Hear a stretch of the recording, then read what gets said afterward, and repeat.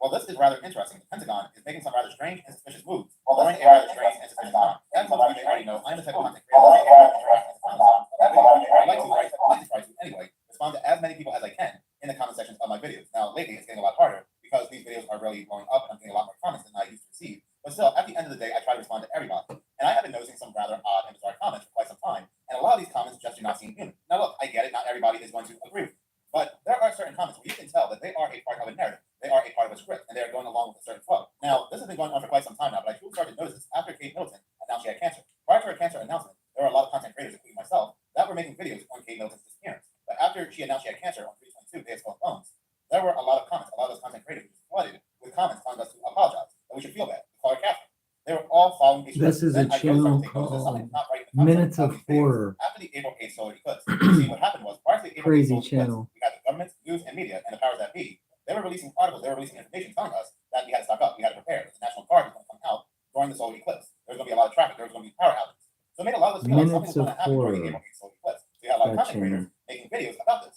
But when it came to me, I was taking a different path. I was saying how the April 8th solar eclipse would be a giant ritual. Never once said, you can check those videos out, I never once said any of those videos that the world was going to end.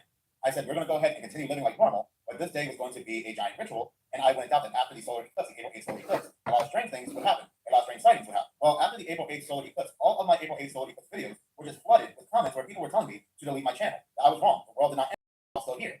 And this was not the talking point in any one of those videos. And then I happened to check out other content creators that were talking about the April 8th solar eclipse in a way where they were not saying that the world was going to end, and they never alluded to this, and yet they were still getting these same comments in their videos.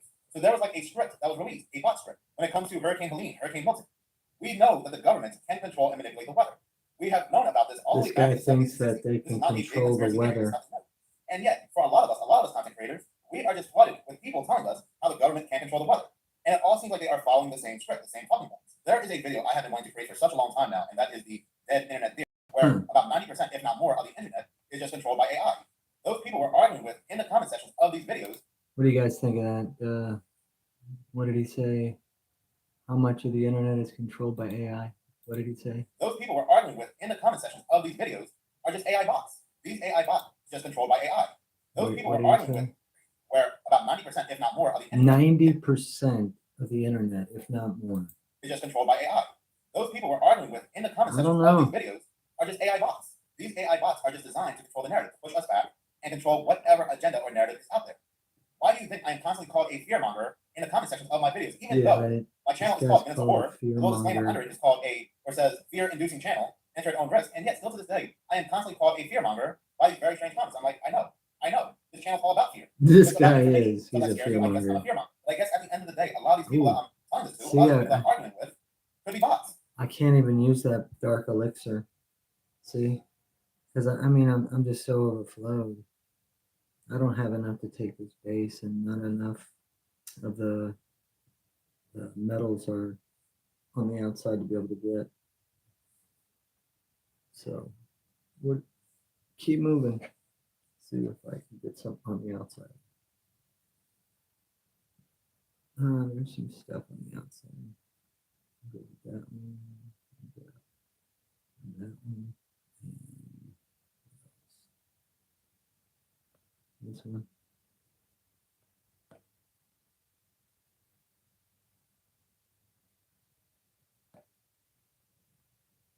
See if I can get that other one in there.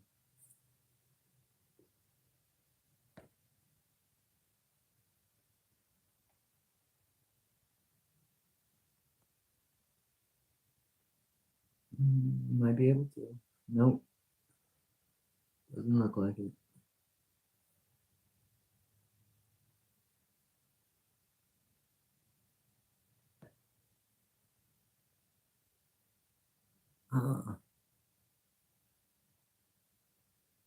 Nope. Oh well, let's finish this video. So what is my point here? What am I trying to get across? Well, on October 17, 2024, there are articles that are coming out about the Pentagon. How the Pentagon wants to use AI to create deepfake internet users. The Department of Defense wants technology so it can fabricate online personas that are indistinguishable from real people. And this article was there's many other news agencies. I watch a lot of crazy YouTube channels. This has been going on for quite some time now, but for whatever reason, the Pentagon, government, powers that be, they really now want to put it into overdrive And I think I can guess the reason. But we're going to go ahead and continue reading this article. The United States Secretive Special Operations Command is looking for companies to upgrade deepfake internet users so convincing that neither humans nor computers will be able to detect that they are fake, according to a procurement document reviewed by The Intercept.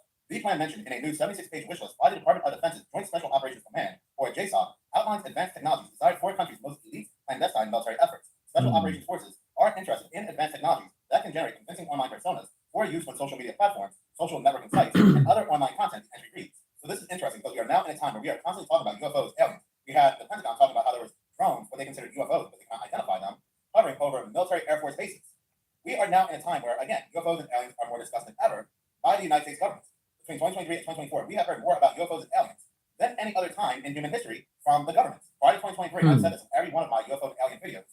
To the government anyway, UFOs and aliens were considered swamp gas, weather balloons, a crazy conspiracy theory. But yet, for whatever reason, between 2023 and 2024, the topic of UFOs and aliens has been taken very seriously by the government, and they want us to keep talking about UFOs and aliens for a reason, to get us mentally prepared for something like Project Bluebeam, or perhaps something far more advanced. Whoa. What do you guys think about that? Leave it in the comments below. I don't have this opinion. This is not my opinion. I just want to see what you guys think of that. Let's listen to it one more time. Leave your comments below. See what you say. See what he said.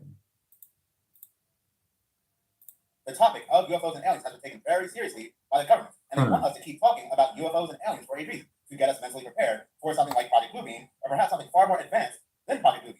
So when the stage false alien invasion occurs, let's start doing some more crazy live streams, and we see how the government may be involved in the stage alien invasion.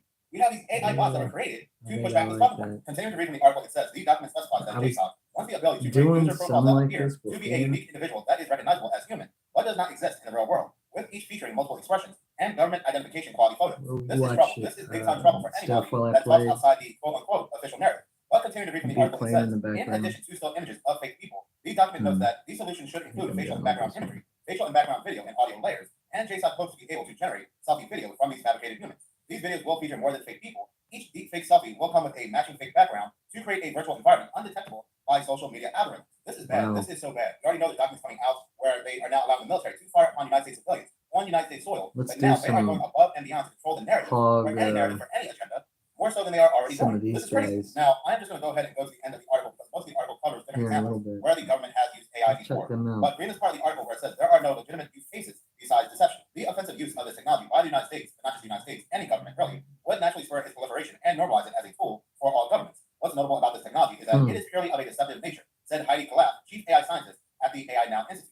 There are no legitimate use cases besides deception, and it is concerning to see the United States military lean into a use of a technology that they have themselves warned against. This will only embolden other militaries or adversaries to do the same, leading to a society where it is increasingly difficult to ascertain truth from fiction and muddling the geopolitical sphere. The article goes on to say how both Russia and China have been caught using deepfake video and user avatars in their online propaganda efforts, prompting the State Department to announce an international framework to counter foreign state information manipulation. SOCOM's interest in deepfakes is part of a fundamental tension between the United States government, said Daniel Biden, a professor of security studies at Georgetown University, and a member of the State Department's International Security Advisory Board.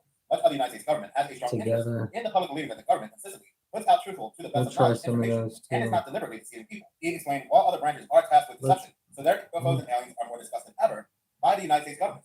Between 2023 and 2024, we have heard more about UFOs and aliens than any other time in human history from the government. Prior to 2023, and I've said this in every one of my UFO and alien videos, to the government anyway, UFOs and aliens were considered swamp gas, weather balloons, a crazy conspiracy theory. But yet, for whatever reason, between 2023 and 2024, the topic of UFOs and aliens has been taken very seriously by the government, and they want us to keep talking about UFOs and aliens for a reason, to get us mentally prepared for something like Project Bluebeam, or perhaps something far more advanced than Project Bluebeam. So when the stage false alien invasion occurs, and we talk about it online on different social media platforms, and we see how the government may be involved in the stage alien invasion, we have these AI bots that were created to push back this talking point. Continuing to read from the article, it says the document specifies that JSOC wants the ability to create user profiles that appear to be a unique individual that is recognizable as human, but does not exist in the real world, with each featuring multiple expressions and government identification quality photos. This is trouble. This is big time trouble for anybody that talks outside the quote-unquote official narrative. But continuing to read from the article, it says, in addition to still images of fake people, the document notes that these solutions should include facial and background imagery, facial and background video, and audio layers, and JSOC hopes to be able to generate selfie video from these fabricated humans. These videos will feature more than fake people. Each deepfake selfie will come with a matching fake background to create a virtual environment undetectable by social media algorithms. This is bad. This is so bad. You already know the documents coming out where they are now allowing the military to fire upon United States civilians on United States soil, but now they are going above and beyond to control the narrative, or any agenda, more so than they are already doing. This is crazy. Now, I'm just going to go ahead and go to the end of the article because most of the article covers different examples where the government has used AI before.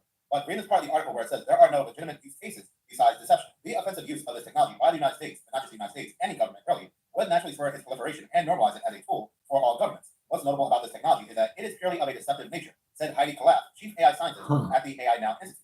There are no legitimate use cases besides deception, and it is concerning to see the United States military lean into a use of a technology that they have themselves warned against. This will only embolden other militaries or adversaries to do the same, leading to a society where it is increasingly difficult to ascertain truth from fiction and mowing the geopolitical sphere. The article goes on to say how both Russia and China have been caught using deepfake video and user avatars in their online propaganda efforts, prompting the State Department to announce an international framework to counter foreign state information manipulation. SOCOM's interest in deepfakes is part of a fundamental tension between the United States government, said Daniel Biden, a professor of security studies at Georgetown University and a member of the State Department's International Security Advisory Board.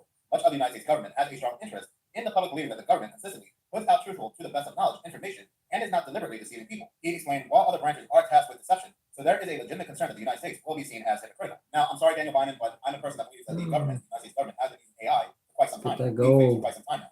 But maybe there are people in the government that are really trustworthy, and they're overshadowed by much higher those on the higher totem pole. But like I said, I believe that the government has been using deepfakes for years now, and it's quite concerning. It's really now wants to speed things up for a reason. And I'm looking at you, Project Bluebeam. In any case, thank you so much for watching. If you like this channel and you want to see more, please subscribe. If you're already subscribed, please like. As any engagement does help the channel grow. Once again, thank you so much for your support. That's that. Let's watch another something.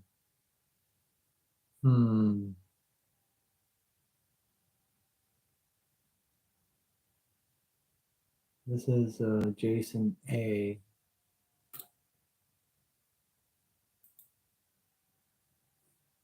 If you're anything like me, you might be a little bit antisocial. You're considered.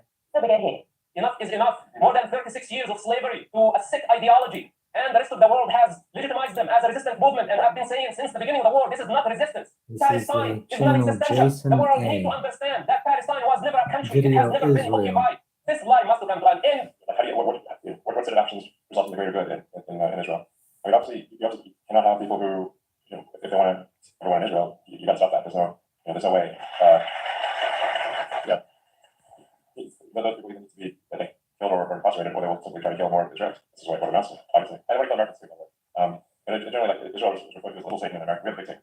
That's what the ITL calls us. So, yeah. What do you? I'm scared to ask what you guys think about what's going on in Israel and all that over there. But my heart and prayers and thoughts go out to everybody over there in the Middle East. What's going on over there? I just can't even comprehend. Because I'm over here, so I just I don't know, that fight's been going on for 1800 years or something. Long time. So right now it's the latest escalation. We just hope that peace is what I personally hope peace finds its way over there. If that can be possible, I'm going to continue. So I think, I think a lot of what's happening there is people being taught to hate in Gaza, and that's really the thing that needs to stop for it to be long-term peace, hopefully, is that you just cannot have the kids be taught to hate from mother being taught. That's fundamental. So, Gaza, I have a simple message.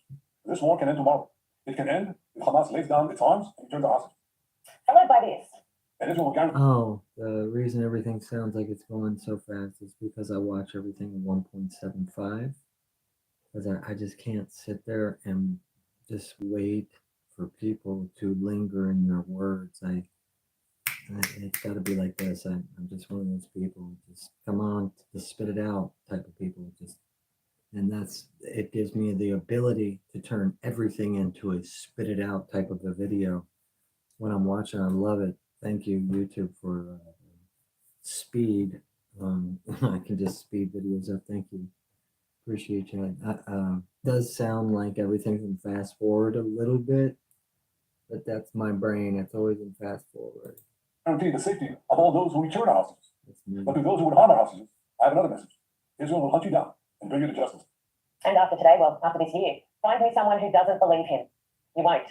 World leaders, of course, reacted. Our Prime Minister said he was an enemy of the Israeli people and an enemy of peace-loving people everywhere. His death is a significant moment and can be a vital turning point in this devastating conflict.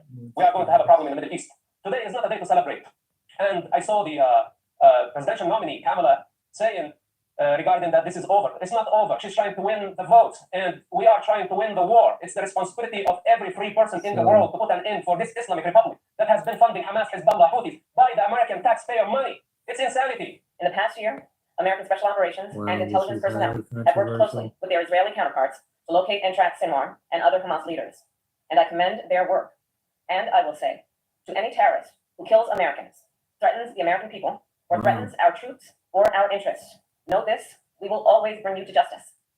Now, I don't want to put a dampener on what is a very good news day for the world, but come on, we will always bring you to justice? Madam Vice President, you have done everything in your power to stop Israel from doing this. It was killing Rafah. You told Prime Minister Netanyahu not to enter. In fact, you told the world. We have been clear in multiple conversations and in every way that any major military operation in Rafah would be a huge mistake. Let me tell you something. I have studied the maps. You weren't even present in Congress when Netanyahu spoke of how his country was fighting terror on behalf of all of us. Who do you think takes over? Do you think that they'll replace him quickly as a new leader of Hamas?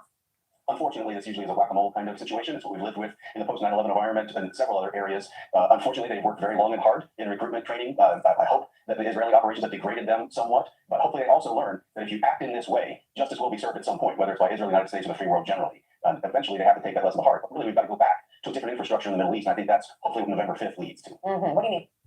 Well, the Abraham Accords was a very, very important infrastructure for the region. It had Israel and the Arab allies unified in maximum pressure on Iran. It had alternative paths of peaceful engagement. Very importantly, it allowed Arabs to visit Israel and see for themselves what Israel was trying to do, to have humane policies, to see for themselves what was truthful and what was spin or lies from the terrorist and activist networks about the treatment that was going on there. And it was, I think, a more durable framework. It was conspicuous that Vice President Harris only talked about the Iran deal being in or out. She never really acknowledged the Abraham Accords' existence. And yet that was the single most positive strategic contribution to the Middle East, I would argue, in my lifetime. I said this from the beginning of the war. On October 7th, they crossed all the red lines. What they did is unforgivable, is unforgettable. So it doesn't matter who's going to come in office. All of them are wanted. All of them are on the Mossad hits list. And let me take it even further. Ayatollah is on the Mossad's hit list, and the rest of the Iranian guards. For the next weeks, for the next months, could be for the next years, we are going to witness the elimination of everybody who orchestrated, funded, planned October 7th. We cannot afford legitimizing such savages. No one ever had to make a choice between supporting Israel and supporting humanity. Standing up for innocent goes hand in hand with destroying the terrorists who are killing them. Today is a good day. Today is a great day. That we eliminated Sinwar. We have waited for so long. But this is not the end of the story. Israel's UN ambassador says Israel's retaliatory attack in Iran will, quote, be very painful for the Iranian regimes, and they will think twice in the future whether to attack Israel or not. Israel's planned attack is reportedly ready, and U.S. officials expect it to come before the November election. What are you expecting there, Steve? I mean, Russia's deputy foreign minister warned Israel not even consider striking Iranian nuclear facilities, and Netanyahu has already said that Israel would not strike Tehran's nuclear or oil facilities and will instead target the military and infrastructure. Imagine B-2 stealth bombers conducted airstrikes on Houthi targets in Yemen. They attacked their underground weapons bunkers. General, was that a demonstration of what could be done to Iran's nuclear bunkers? I think they probably drew that conclusion for sure. They're very well aware that we have the capability to do that, but actually seeing it in live, so to speak, does make a difference. And by the way, this is the first major decisive attack that we've made against the Houthis. But most of all the other attacks have been against launch systems and the rest of it. And the CENTCOM commander, so you and our audience know, he's recommended over 100 targets inside of Iran to take down based on the Houthis have been firing ballistic missiles at U.S. Navy warships. They haven't been shot at since World War II. And in fact, there's been 300 attacks on U.S. bases in Syria and Iraq and no response to Iran. And that's what he has recommended. That has all been rejected. But nonetheless, this was a decisive attack. We don't know what the battle damage assessment is. We can assume it's likely pretty significant. But yes, you're absolutely right. Message to the Iranians, here is the capability that can take down your nuclear enterprise. Extraordinary situation. And if the Arabs who live in the region, if they drop their violence, if they drop their evil practice for political and financial gain, realize that this strategy is at its end. The moment they understand this, then they can coexist with Israel. And Israel has no problem coexisting with the rest of the Arab world. Well, but you said it right there. I mean, we're not. So how much did it cost to fill your tank? We're going to have a straight military solution to this, no matter how effective Mossad is. It's a financial component, it's a political component, and that's why it's continued the way it has. But I appreciate your perspective and the power behind it as always. My friend Mossad Bassam Youssef, thank you. But you know what's been even worse? The soul-destroying reaction of all those around the world who have fought to stand for life, freedom, democracy, and peace. This won't just go down in history as the worst massacre of Jewish people since the Holocaust. But it's a darkest day for leaders all over the world who were tested, and the vast majority of whom failed miserably. Those who stood tall despite the relentless campaigns to do otherwise will be remembered. Those who shrunk and sold their souls will be as well, for very different reasons. In modern Jewish history, and it begins with 3 words. Dear Lord Rothschild. Dear Lord Rothschild, I have much pleasure in conveying to you, on behalf of His Majesty's government, the following declaration of sympathy with Jewish Zionist aspirations, which has been submitted to and approved by the Cabinet. Why was it that this letter was sent by the Foreign Secretary to your great uncle? It's an interesting question because it was primarily a movement from Eastern Europe. But they didn't clarify who was in charge of that movement. And in addition, it was after all in Great Britain. So they felt that the Rothschild family should be the one to whom it was addressed. And Walter was Lord Rothschild, and he was as others. And there's various background reasons. So Walter received the Balfour Declaration, and I have a copy here. And I wonder if I could possibly ask you to read it for us. Yeah. We're gonna skip From this respect to one. this, too. I don't even care about the end of it. This is getting- What else we got?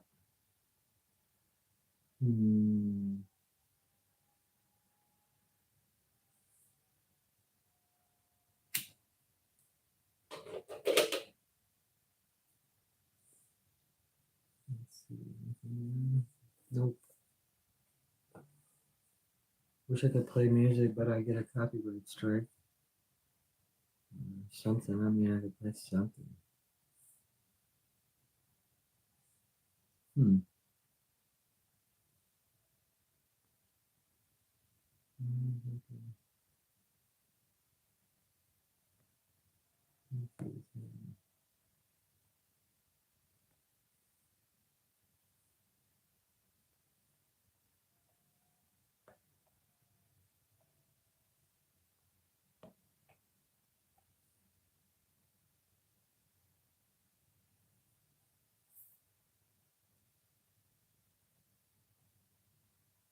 All right.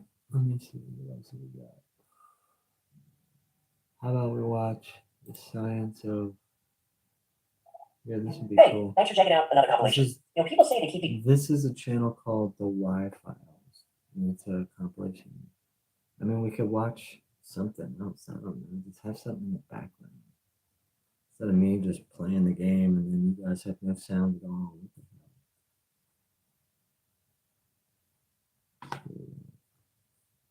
What I got on my stuff. Let's go. Let's watch this. he's running in the background while you're sleeping. I think that's. I think what they said is you put them to sleep. No, that's not what they said. Yeah, I'm pretty sure it is. It's still, I'm going to take it as a compliment. Well, whatever you gotta tell yourself to get through the day, Chief. Anyway, you may not want to put this one on your sleep playlist. Today we're doing everything paranormal, specifically ghosts. And ghost hunting has become a natural thing that people do these days. There are ghost hunting books, there's tons of ghost hunting TV shows. Oh, like Ghost Bro. Yeah, that one is Ghost Jack Baggins. I guess ghosts are attracted to Ed shirts and Let's churros and go. cheating. Halloween's right Really? around the corner. 2007 called, it wants its insults back. In 1901, Nikola Tesla had the So most I terrifying wanna experience get- of his life. As he worked alone in the laboratory one night, he felt a presence. I So he wanna created a get device this to bubble see if he could hear boiler or pick up any signals from whatever it was he felt. He called it the spirit radio, and If I it get worked. anything And Tesla wasn't here. alone. Throughout history, I didn't famous know scientists about who helped shape the technology we use today jailbroken have spoken of box. ghosts and That's hauntings pretty that neat. shook them to their core. And while you might think these are nothing more than ghost stories, you'd be right. But there is scientific That's data that neat supports the too, existence of this. ghosts, data that has been suppressed until now. I do want that. Ghosts are generally thought of to be apparitions of the dead. Specters, poltergeists, phantoms, all these names are given to the physical So, appearance can I of get disembodied it? souls. When the Do I presence have of a ghost is mine? felt or experienced by the living, it's called a haunting. Ghosts and hauntings exist in every culture, and all civilizations throughout history have their I'll own be able to superstitions get and it. beliefs about what ghosts are and why they're Alright. here. In fact, the earliest funeral services weren't intended to honor the dead. They were ceremonies to make sure the spirits of the dead stayed dead. In ancient Mesopotamia, the dead required a proper burial in order to reach Irkala, the underworld. If the funeral wasn't followed correctly, or the family of the dead failed to conduct the proper mourning rituals, the gods would grant the dead permission to return to Earth and haunt the living. These ghosts were believed to haunt people and places just like we believe today. The ancient Mesopotamians believed that ghosts could enter a living person's body and bring them bad luck, illness, and even death.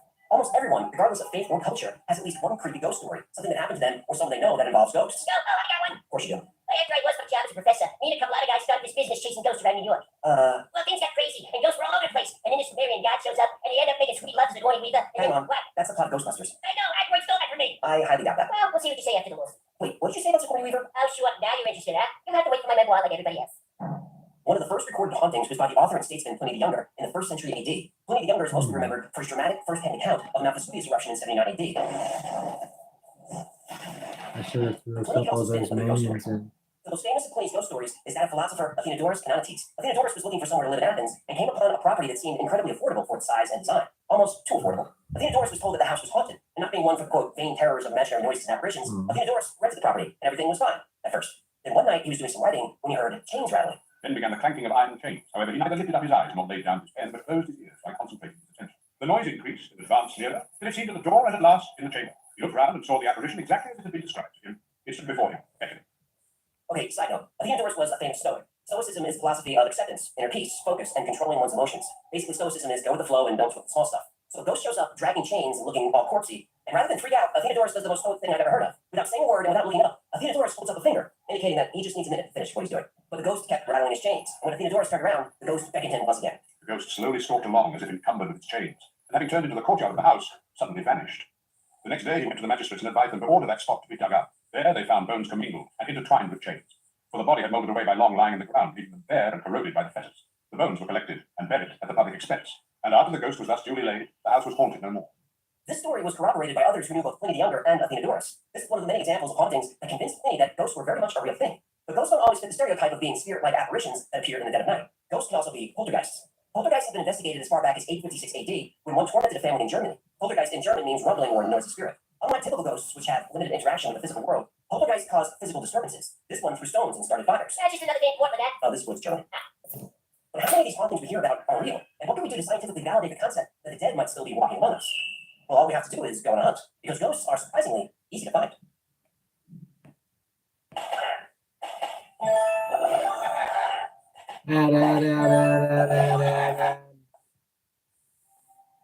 Everyone has a ghost story. But how many people actually go looking for ghosts? Most people think of ghost hunting as a recent trend, something you see in cheesy reality TV. What's wrong?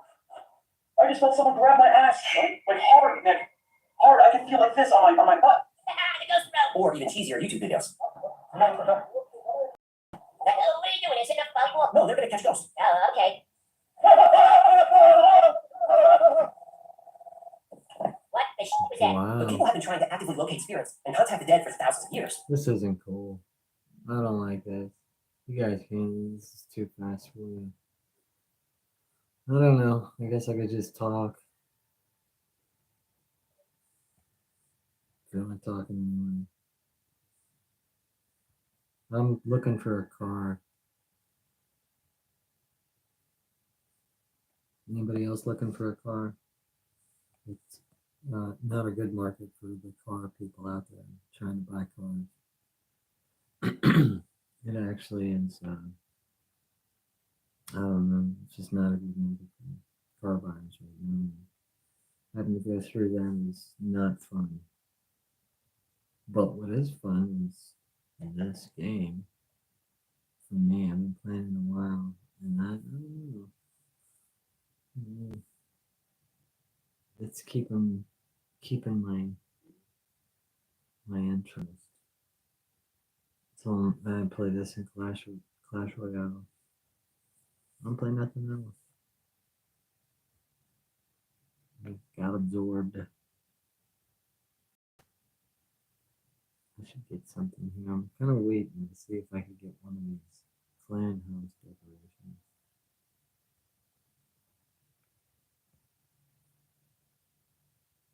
I don't really have anything like that.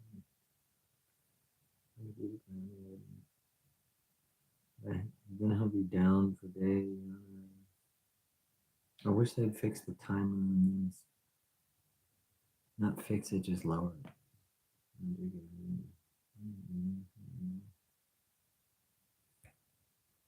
Book a building, that could do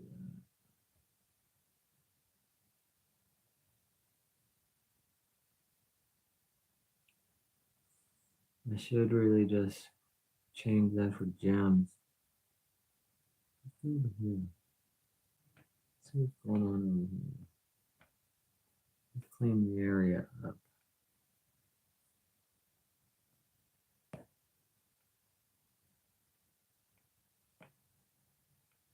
Time for some housekeeping.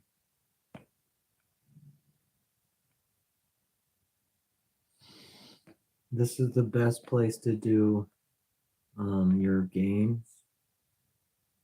So if you guys have games events, come over here and just do them. And once you get them done, exit the game and just move on. And you got your games done. Sometimes I can do them within an hour. I like the games though. It's fun. I've got time to do them. This is neat. I'm putting them all away. Cool.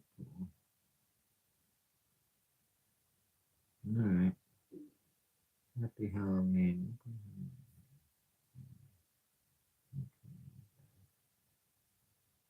Oh, spooky. Spooky.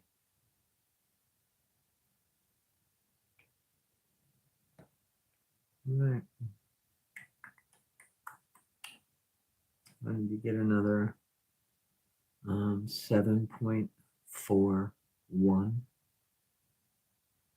for this. Do that one. Just keep going with those. I like to do everything in groups. Like bam, bam, bam, bam, bam. And then move on bam, bam. I was going to do the mortars, but then I thought, why not do these? Because it would be a benefit. Look. The supercharged. Gives me 7 more damage per second. So why didn't I do those first? These are 9 million. I don't know. Maybe I wasn't thinking. Maybe I wasn't thinking.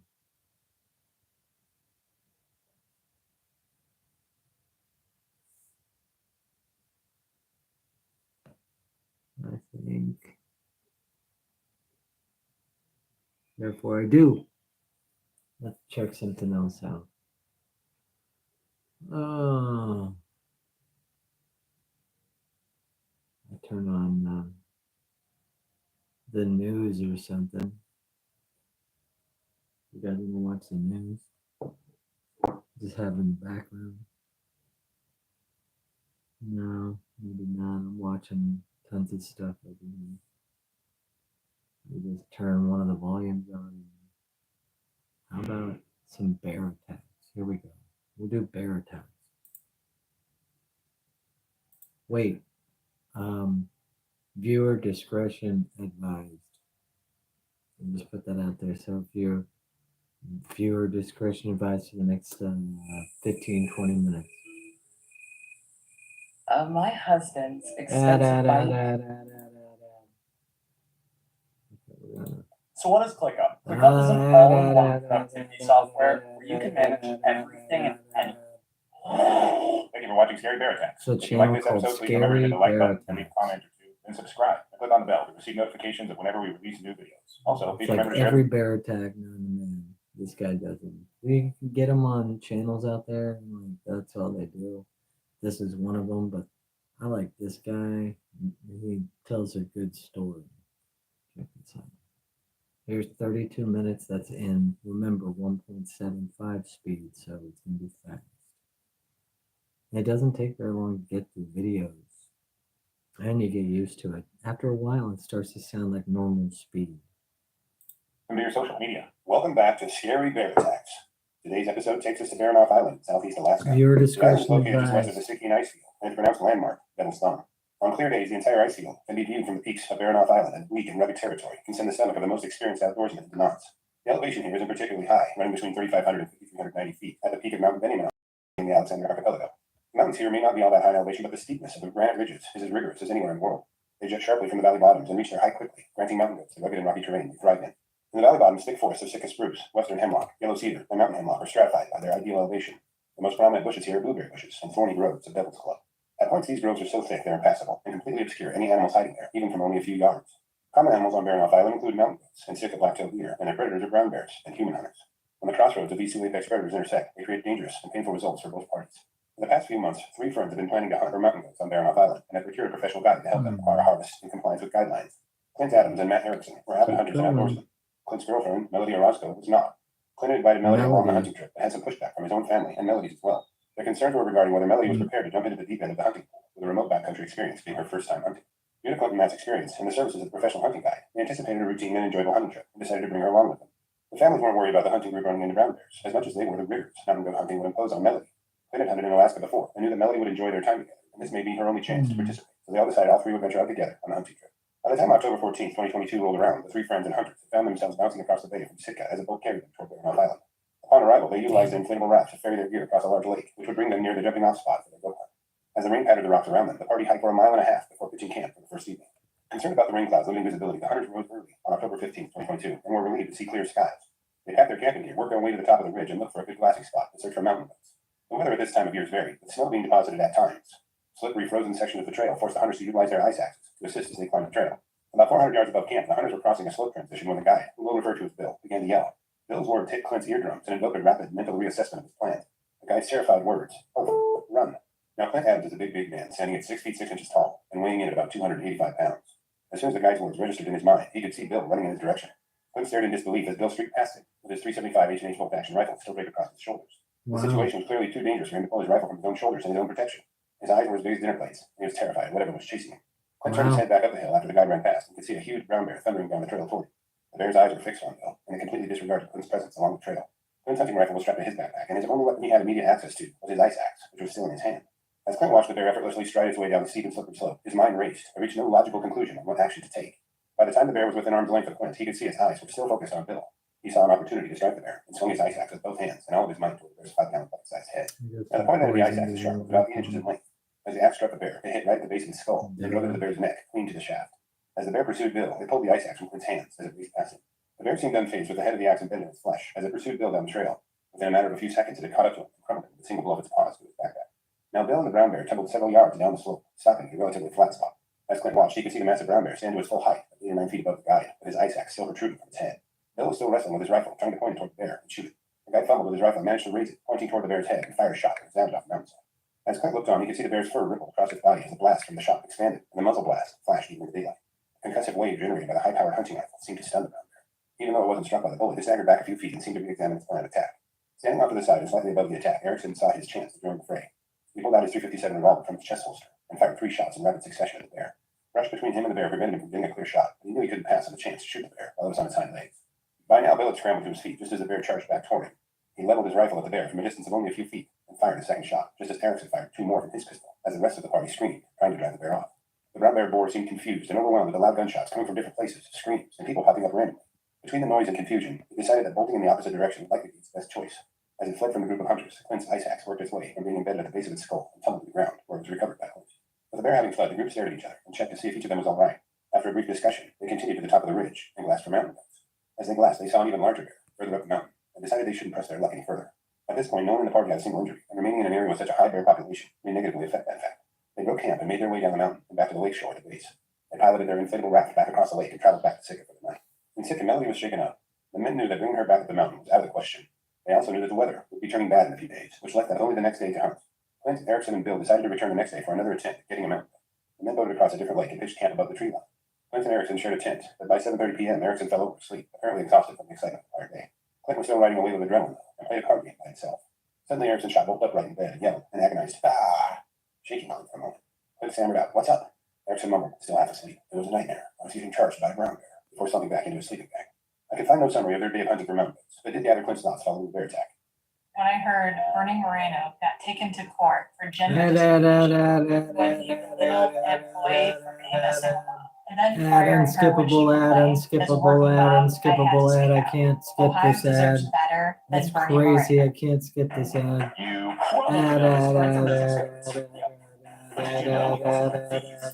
You Crazy. You guys notice you can't skip these political ads? It's like they're mandatory. That's crazy. Why? I don't get it. It just makes no sense to me. Anyway, I like that scenery. I didn't see it.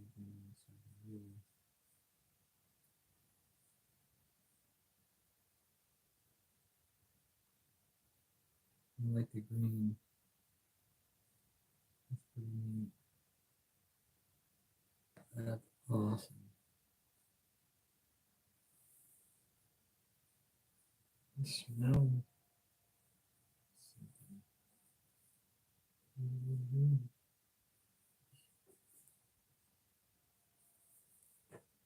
It's battery. Smells like a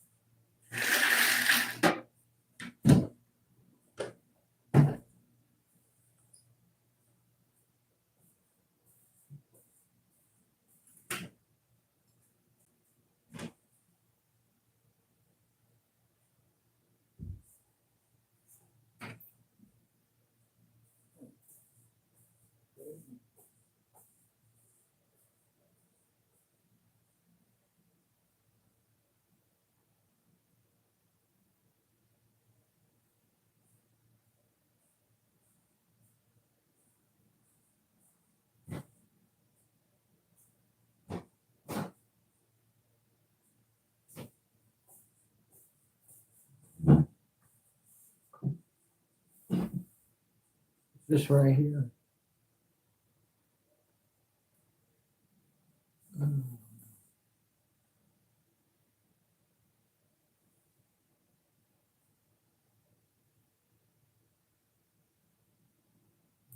From close range appeared to deter the bear.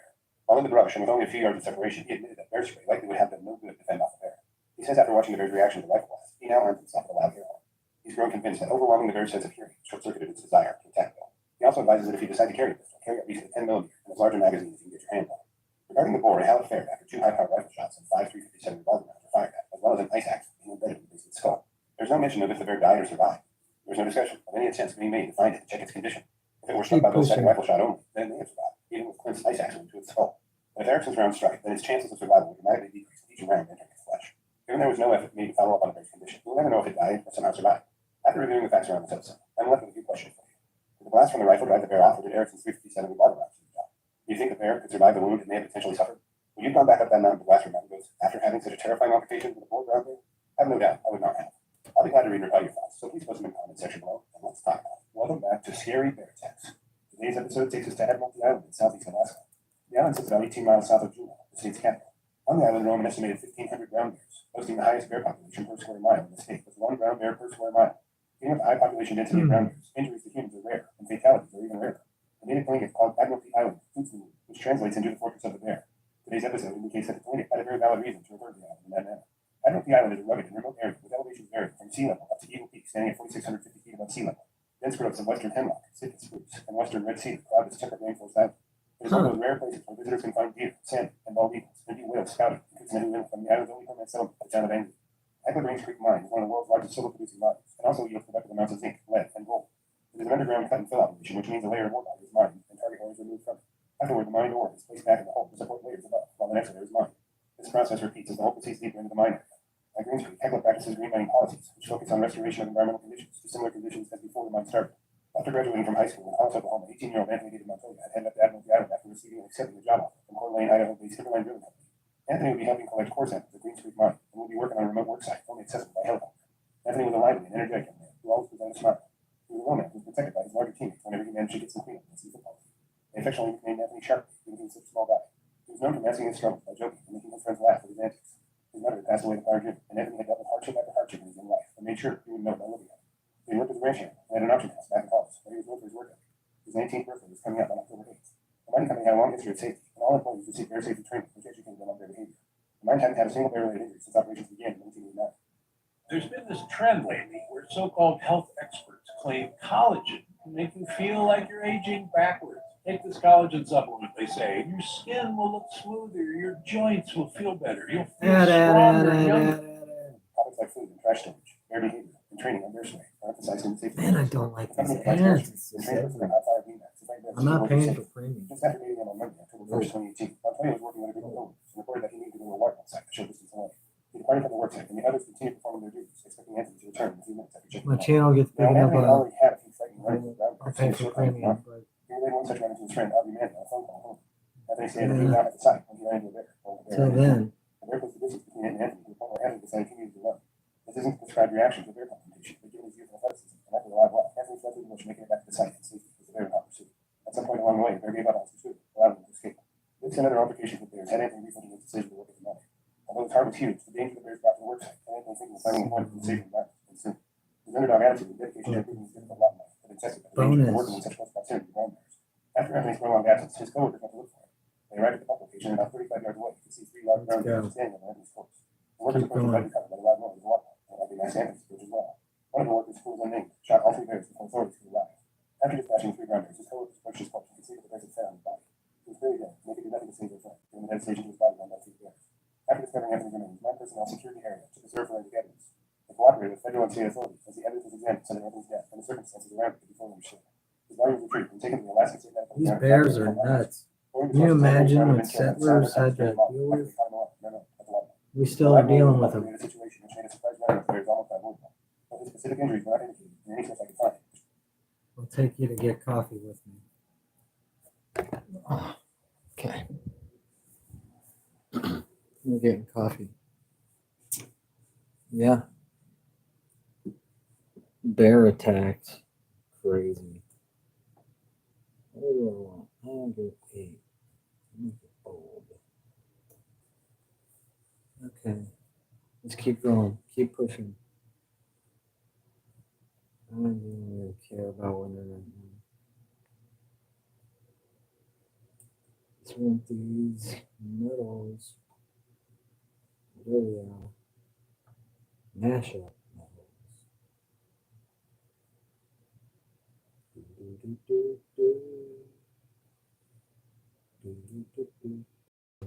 Come on.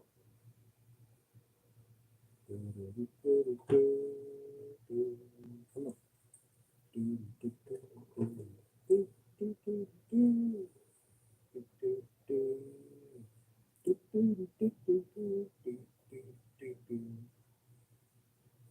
Musical genius.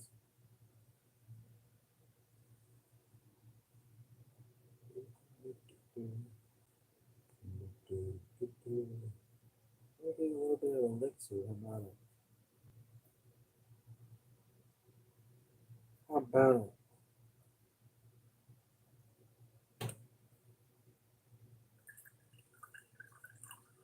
Really take out a big swath of the base. There we go. Good time.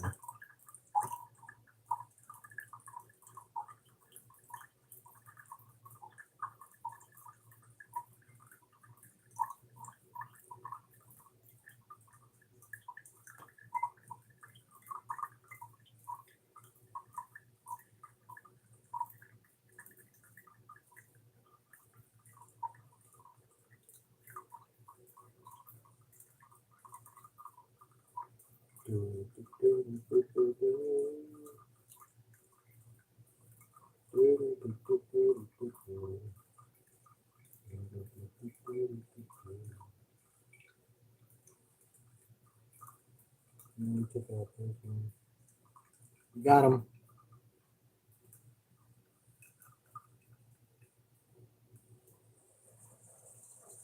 That's some super cool troops, man. I like them. Not bad. Look at all those. Jeez, oh Pete.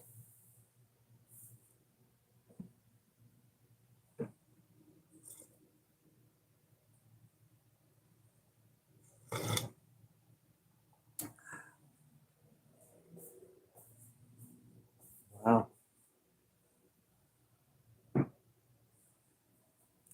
Pretty cool. Let's see if I got it. Not yet. Let's keep going.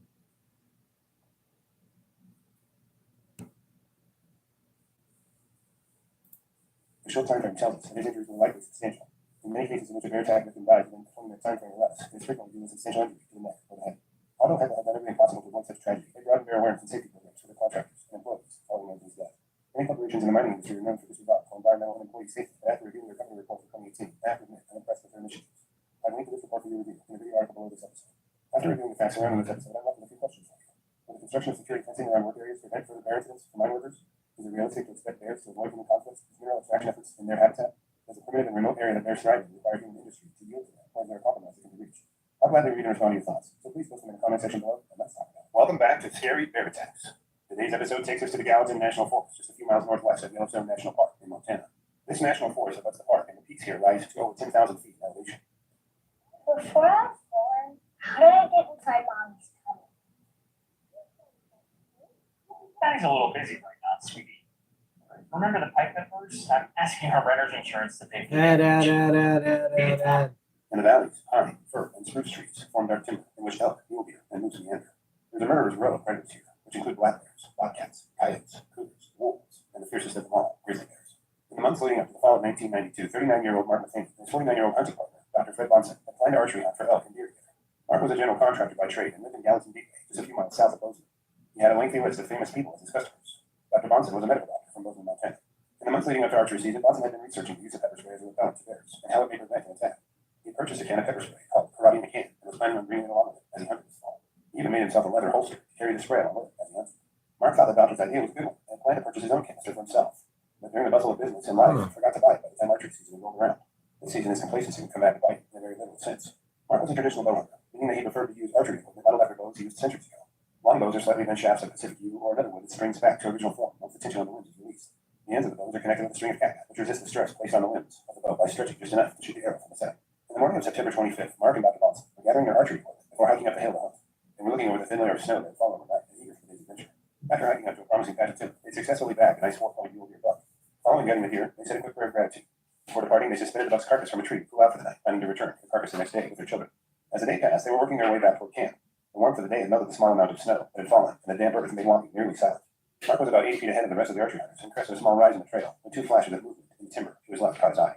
Mark's head snapped in the direction of the movement, and he could see 2 yearling cubs flying into the air, only about 35 yards from him. Unbeknownst to Mark, the 2 grizzly cubs were getting breakfast from a sow, and their mama wasn't happy to see Mark so close to her babies. The sow was so surprised and alarmed by Mark's sudden appearance that she had sprung to her feet, tossing her cubs as she did so. She wasn't waiting to see what Mark was doing, and immediately charged toward him with a ferocious look in her eyes. Mark turned around in a near panic, looking for a tree to climb. Realizing he had very little time before the sow closed in on him, he sprinted toward Bonson in hopes he could stop the sow with the pepper spray he packed with him. As Mark dashed toward Bonson, he yelled, "It's a bear! Get your spray!" Seeing the terror in Mark's eyes, Bonson reached down toward his belt and a homemade leather holster for his spray. Seeing the bear close in on both of the men, and having no success in pulling the spray from his holster, Bonson dove into some bushes just off the trail. Mark saw his hunting partner dive into the brush and knew the sow must be very close behind him. Off the trail a few yards, he could see a large deadfall log on the ground. He sprinted toward it and hunkered down behind it, hoping it would grant him some kind of protection from the sow's fury. Even as the sow raged, only a few feet from Mark, he admired her majesty and power. Her coat shimmered in the dark shadows, and her massive size he guessed at around 400 pounds. But the sow wasn't there to be admired. She'd come to remove the threat to her cubs, and was now closing in on Mark from only a few feet away. Mark's momentary admiration gave way quickly to terror. He began to yell at the bear, and thrust his bow toward her in a futile attempt to frighten her. With the swat of her paw so quick that Mark couldn't tell which paw she used, she sent the bow flying from his grasp. The sow's open mouth with long glimmering teeth filled Mark's vision, and he stuttered a plea to God for help as he gouged her jaws. His resistance was useless, as she bounded toward him and bit onto his face. Mark could feel the tissues of his face giving way to the force of the sow's jaws as she tore his flesh away from his bones. As soon as she ripped one mouthful of flesh loose, she would release and bite again into the flesh of his neck. As she tossed her head with a mouthful of Mark's flesh, she threw him violently to his back. The bear straddled him and drove her teeth through his skull, just above his eye socket. Mark couldn't hold back and yelled, "She's got my head! She's killing me!" But his panic calls for help only energized the grizzly's attack.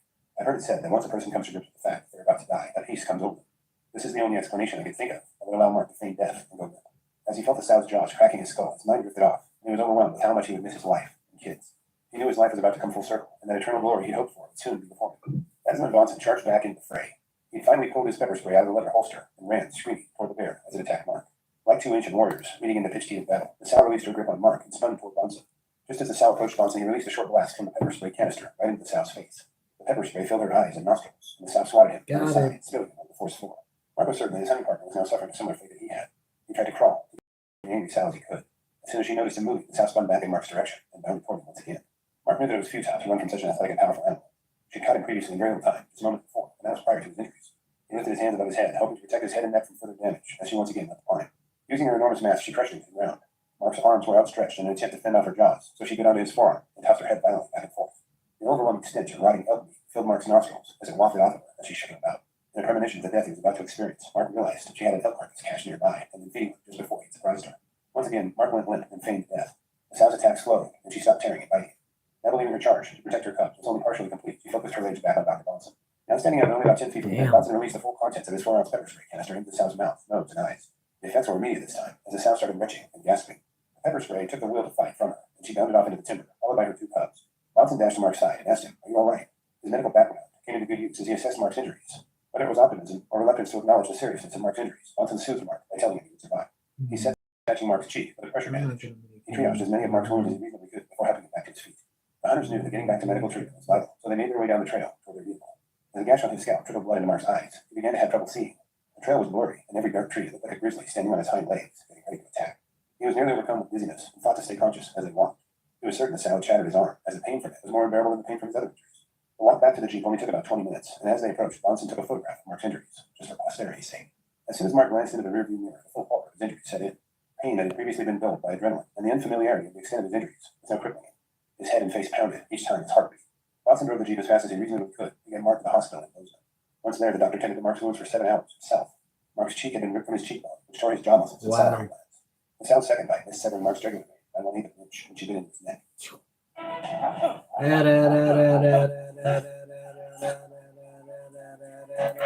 One of the South's canines had punched clean through the thick portion of Mark's skull just above his eyebrow. The canines had also punctured his skull from the top of his head. It took 15 inches of I would rather you hear me head than you He hear lost a lot of that. blood from his injuries. The pain in his arm was You're too bruising, welcome. and it wasn't broken or dislocated. In an attack that lasted less than a half I a wish I minute, could Sal move left these Mark with scars guys, for life, and a headache that lasted for 2 years following the but I attack. can't. Dr. Bonson didn't be off without an injury during his short tussle with the grizzly eater. She'd bitten him on his side, but due to the thickness of his jacket, her teeth didn't pierce his skin. Either from a swath from her paws or by the pressure of her mass, she'd separated a few of his ribs from his sternum and bruised and scratched up his side. As he healed, Mark returned to his job as a general contractor, but his constant headache made it difficult. He couldn't get his mind off of bears and how to avoid their attacks. He tried to relieve his focus by immersing himself in the outdoors as much as possible, but knew he had to do something more to help prevent bear attacks. After some time, a pepper spray company reached out to Mark to ask him to be a spokesman for their product. He appeared at a Sportsman's Expo and afterward decided to quit contracting as a pepper spray salesman for the company. Mark wanted people to be This safe from is bear the old attacks, spook. and ways to improve the product of the company. He mentioned to them that if they developed a hotter spray formula that hung in the air more and added a luminescent safety net, their product would be easier to find in the dark and more effective. He advised them that the trigger guard should be tethered to the holster so that it couldn't be lost as easily. Sadly, the company was reluctant to implement Mark's suggestions, so he decided he would need to develop the product he envisioned himself. Mark took out a loan against his property in 1994 and formed the Universal Defense Alternative Products Company, or UDAP for short.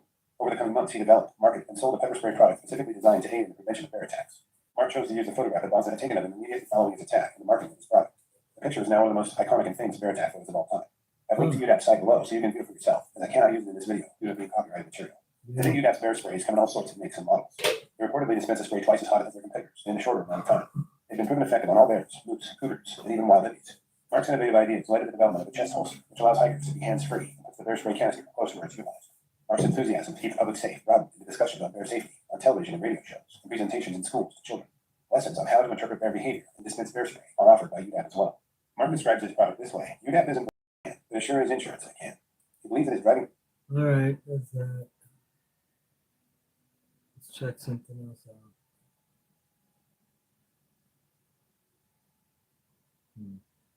Actually, I'm about to end this live stream. I hope you guys have a good weekend.